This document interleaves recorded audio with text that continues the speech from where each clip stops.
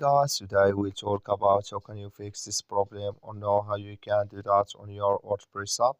So you just follow these ways, then it's going to work with you. All you have to do in first, you just click on settings here. So then it's going to take you to this list. It's going to show for you like this. You go down here, just keep going down, click here on apps. You come to apps list, and here you're looking for WordPress app, or just click on search. Then here at WordPress, it's going to show for you like this. You come to next step here, then you click on force stop, click on OK.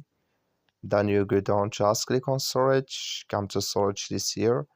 Just click on clear cache, then all you have to do. So you just go to your Play Store. You click here on your Play Store here. You search here for WordPress, it's going to show for you like this. You will find here update, click on it, and it's going to work with you.